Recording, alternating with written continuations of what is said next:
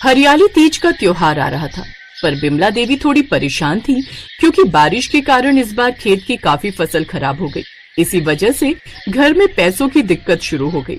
कैसे होगा, हरियाली तीज का त्योहार आ रहा है और घर में पैसों की इतनी दिक्कत चल रही है। इस बार तो मेरी तीनों बहुएं बाजार से कुछ भी खरीदारी नहीं कर पाएंगी। माँ, चिंता क्यों करती हो? थोड़ा बहुत उधार पर पैसे ले लेते हैं, बाद में चुका देंगे। हाँ भैया, ठीक कह रहे हैं। और फिर कुछ ही महीने की तो बात है, दोबारा फसल रुक जाएगी तो थोड़ा बहुत हाथ भी सही हो जाएगा। माँ, तुम चिंता मत करो, हम तीनों मिलकर पैसों का कोई ना कोई जुगाड़ कर लेंगे। जैसे ही पैसों का इंतजाम होगा हम आपको दे देंगे और आप फिर अपने हिसाब से त्योहार के लिए खर्च कर लेना। तीनों बहुएं सारी बात सुन रही थीं। वो नहीं चाहती थी कि त्योहार के लिए कोई कर्जा उठाया जाए, इसलिए उन तीनों ने एक योजना बनाई। ममता, मैं सोच रही हूँ कि हम त्योहार के लिए इन लोगों को परेशान नहीं करेंगे। हम खुद से ही हमेशा जुगाड़ लगाकर कोई ना कोई काम करते आए हैं, तो इस बार भी हम जुगाड़ लगाकर हरियाली तीज की तैयारी करेंगे, जिससे कर्जा भी नहीं लेना पड़ेगा और कोई परेशानी भी नहीं होगी। बस मुझे तुम दोनों का साथ चाहिए। हाँ हाँ भाभी, जरूर। आप बताओ हमें क्या करना है। भाभी, बस हमें कुछ ऐसा करना है कि हमारा हरियाली तीज का त्योहार बहुत अच्छा जाए। आप बताओ हम कैसे इस काम को कर सकते हैं। देखो, सबसे पहले मेरी बात ध्यान से सुनो। ये तो हम आपस में एक दूसरे के बारे में जानते ही हैं कि हम तीनों जुगाड़ू हैं। ममता, तुमने कैसे उस दिन जुगाड़ लगाकर पुरानी चटाई को बिल्कुल नया बना दिया था? कितने सुंदर कपड़े से इसके फटे हुए हिस्से को सिल दिया था। हाँ भाभी, आपने भी तो पिछले हफ्ते जब बेलन टूट गया था तो डंडी को बेलन की तरह इस्तेमाल करके कितनी बढ़िया रोटियां बनाई थी। और सीमा ने भी तो उस टूटी हुई बाल्टी को इतना सुंदर रंग से सजाकर उसमें मेहंदी का पेड़ लगाया है। हाँ भाभी, वो मेरा मन था कि इस बार इतने पैसे तो है नहीं, तो मैं मेहंदी के पत्तों को पीसकर और उसका घोल बनाकर मेहंदी तैयार करूंगी। इसी वजह से मैंने मेहंदी का पौधा लगा दिया था। बस यही तो जुगाड़ करने हमें। देखो, मैं पुरानी चीजों से बहुत सुंदर झूला तैयार करूंगी और एक काम करती हूँ, मीठे की भी जिम्मेदारी मैं लेती हूँ। मीठा भी मैं बना दूंगी। बाकी कपड़े सिलने में तो तुम बहुत माहिर हो। ममता, तुम हम सबके लिए जैसा तुम्हें ठीक लगे वैसे हरियाली तीज के लिए लहंगे तैयार कर लो बस। और सीमा, तुम मेहंदी की तैयारी करो। इस बार हरियाली तीज पर तुम ही हम दोनों को मेहंदी लगाओगी। तीनों जुगाड़ बहुओं ने अपने अपने हिस्से के काम बांट लिए। माला ने झूला बनाने और मिठाई बनाने की जिम्मेदारी ली। ममता ने तय किया कि वो तीनों के लिए लहंगे सिलेगी और सीमा ने मेहंदी के पत्ते तोड़कर घर की मेहंदी तैयार करने का काम किया। तीनों हरियाली तीज की तैयारियों में लग गए। माला ने पुराने कपड़े और रस्सियों को इकट्ठा किया। उसने पुराने लकड़ी के टुकड़े, कपड़े और मजबूत रस्सियों का इस्तेमाल किया। मिठाई बनाने के लिए माला ने घर में मौजूद सामग्री जैसे बेसन, गुड़ और घी का उपयोग करके की योजना बनाई।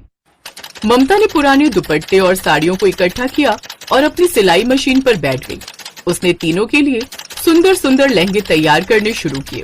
उसने पुराने कपड़ों को काटकर और सजाकर नए डिजाइन बनाए। सीमा ने बगीचे में लगी मेहंदी के पेड़ से ताजे पत्ते तोड़े और उन्हें पीसकर मेहंदी तैयार करने लगी। तीनों ने मिलकर सारी तैयारी कर ली थी। बिमला देवी भी अपनी बहुओं को हरियाली तीज की तैयारी करते हुए देख रही थी।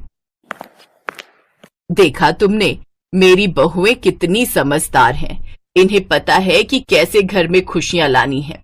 तीनों ने तुम्हें कर्जा लेने से मना कर दिया और खुद ही कोई ना कोई जुगाड़ करके देखो, हरियाली तीज के लिए सामान बना रही हैं। बस इन तीनों की मेहनत सफल हो जाए। हाँ माँ, वही हम तीनों देख रहे हैं। तीनों ने मुश्किल वक्त में हमारा बहुत साथ दिया है। पर अचानक जब माला मिठाई बना ही रही थी कि बीच में ही गैस सिलेंडर खत्म हो गया।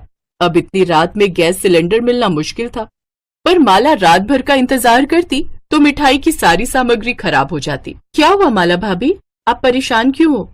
गैस सिलेंडर खत्म हो गया। पास में भी एक दो घरों में पूछा है, किसी के पास भी सिलेंडर नहीं है। सुबह तक हम इंतजार नहीं कर सकते क्योंकि मैं आधी मिठाई बना चुकी हूँ। क्या करूँ, कैसे पूरी मिठाई बनाऊं? अभी तो रात की रोटी भी बनानी है। माला भाभी, हम तीनों तो जुगाड़ू बहुए हैं, जुगाड़ लगाना तो हमें अच्छे से आता है। रुको, मैं अभी आई। सीमा झट से गई और आंगन में से सूखी लकड़ियां उठाकर ले आई और उसने एक कच्चा चूल्हा तैयार कर लिया। माला भाभी, हमें तो खाना बनाने से मतलब है, भले ही वो गैस के चूल्हे पर बने या फिर लकड़ी के चूल्हे पर। ये बहुत समझदारी वाला जुगाड़ है। तुमने तो सारी चिंता ही दूर कर दी। वो तो है, हमारी प्यारी छोटी देवरानी ने काम कितना आसान कर दिया। भाभी चलो, हम तीनों मिलकर मिठाई बनाते हैं। मेरी बहुओं को किसी की नजर ना लगे, हमेशा इनमें ऐसे ही प्यार बना रहे। मेरी तीनों बहुओं में जो एकता है वही इनकी सबसे बड़ी ताकत भी है और दौलत भी। हे पार्वती मैया, मेरे परिवार पर ऐसे ही अपनी कृपा बनाए रखना। अगले दिन हरियाली तीज का त्योहार था। तीनों बहुओं ने जो भी जुगाड़ लगाकर तैयारी की थी वो सब कुछ बहुत बढ़िया ढंग से हुआ। तैयार किए हुए लहंगे पहने, झूले पर खूब झूली। उन्हें भी जब पता चला कि ये सब तैयारी जुगाड़ लगाकर हुई है तो उन्होंने भी कपड़ों की, मेहंदी की, झूले की बहुत प्रशंसा की। उसके बाद सबने मिलकर पूजा की, माँ पार्वती को मिठाई का भोग लगाया। माला, ममता और सीमा तीनों ने घर में सबको मिठाई का प्रसाद बांटा। पैसे ना होने पर भी तीनों बहुएं बिल्कुल भी निराश नहीं हुई। उन्होंने हिम्मत करके और जुगाड़ से अपने हरियाली तीज के त्योहार को हरा भरा कर